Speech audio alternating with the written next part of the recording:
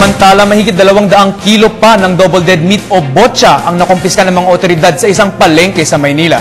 Ang ulat mula kay Bernard Tan. Nangingilaw at masangsang na ang amoy ng mga karning baboy na ito nang masakote ng mga otoridad sa Ilaya Market, Recto, Maynila. Aabot ito sa mahigit 200 kilo at base sa pagsusuri ng mga otoridad, pinaghalo-halong botcha, expired at kontaminado ang kanilang mga karning nasabat. Malas lang at walang naaresto ang mga otoridad dahil mabilis nakatakas ang mga nag-deliver ng karne. Sa tulong ng isang informante, natunton ng Manila Veterinary Inspection Board ang kalakalan ng iligal na karne sa naturang lugar.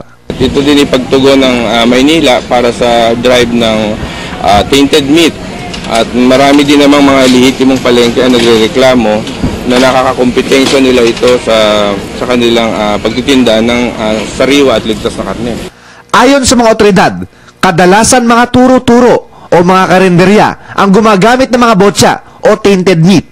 Mas pipiliin kasi umano ng mga maliliit na negosyante ang ganitong klase ng karne dahil mas mababa ng halos kalahati ang presyo ng botcha sa dekalidad na baboy.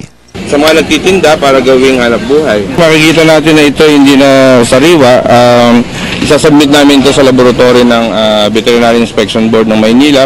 Samantala dahil malapit na ang holiday season, ayon sa mga otoridad, mas magiging talamak ang bentahan ng botcha ngayon. Kaya babala ng mga kinauukulan, dapat mas maging maingat ngayon ang publiko sa kanilang mga binibiling karne. Maging mapanuri tayo doon sa mga ating binibili. Mamili lang tayo doon sa ating mga pinagtitiwala ang mga suki. Alam natin hindi tayo lulukohin. Maging familiar din tayo sa itsura ng ligtas at sariwang karne.